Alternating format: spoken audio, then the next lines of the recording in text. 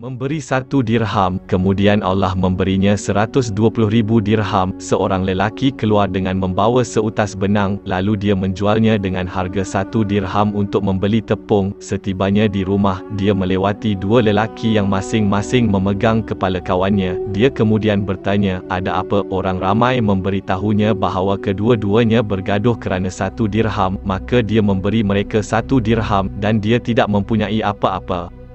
Dia kemudian pergi menemui isterinya dan memberitahunya apa yang berlaku. Si isteri kemudian mengumpulkan beberapa peralatan rumah. Lelaki itu kembali menggadaikannya, tetapi barang itu tidak laku. Tiba-tiba kemudian dia melewati seorang lelaki membawa seekor ikan yang mengeluarkan bau busuk. Lelaki itu kemudian berkata kepadanya, engkau membawa sesuatu yang tidak laku, begitu juga aku. Adakah anda mahu menukarnya dengan barang dagangan saya? Dia pun bersetuju. Ikan itu dibawa pulang.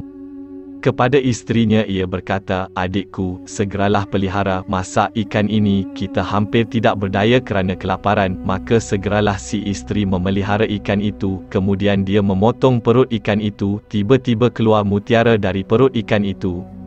Wanita itu berkata dengan gembira, suami, dari perut ikan ini keluar sesuatu yang lebih kecil daripada telur ayam, hampir sebesar telur burung merpati. Suaminya berkata, tunjukkan saya. Maka dia melihat sesuatu yang tidak pernah dilihatnya seumur hidupnya. Fikirannya melayang, jantungnya berdebar-debar. Dia kemudian berkata kepada isterinya, saya rasa ini adalah mutiara. Si isteri menjawab, tahukah kamu betapa berharganya mutiara ini? Tidak, tetapi saya tahu siapa yang pandai dalam hal ini, jawab suaminya. Dia kemudian mengambil mutiara itu. Dia segera pergi ke penjual mutiara. Dia mendekati rakannya yang pakar dalam mutiara. Dia memberi salam. Kawannya menjawab salamnya. Kemudian dia bercakap dengannya sambil mengeluarkan sesuatu sebesar telur burung merpati. Adakah anda tahu berapa nilai ini? Dia bertanya. Kawan dia tengok barang tu lama-lama, baru dia cakap, saya hargai 40.000. Jika anda mahu, saya akan membayar anda tunai sekarang. Tapi kalau awak nak harga yang lebih tinggi, pergi ke si fulan, dia akan bagi harga yang lebih tinggi dari saya. Jadi dia pergi kepadanya. Orang itu melihat barang itu dan mengenali keindahannya. Dia kemudian berkata, saya menghargai benda itu 80.000. Kalau nak harga yang lebih tinggi, pergi ke begini. Saya rasa dia akan mengenakan harga yang lebih tinggi daripada saya. Segera dia meluru ke arahnya. Orang itu berkata, saya nilai barang itu 120.000 dan saya tidak fikir sesiapa akan berani menambah apa-apa harga itu. Ya, dia bersetuju. Kemudian harta itu ditimbang.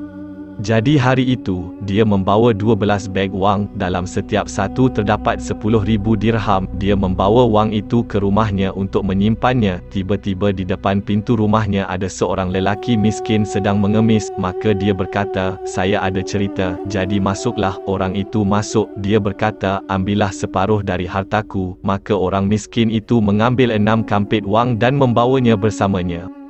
Setelah tidak jauh, dia kembali lagi sambil berkata, sebenarnya aku bukanlah orang fakir atau fakir, tetapi Allah Ta'ala telah mengutusku kepada kamu, iaitu yang telah menggantikan 1 dirham kamu dengan 20 kirath.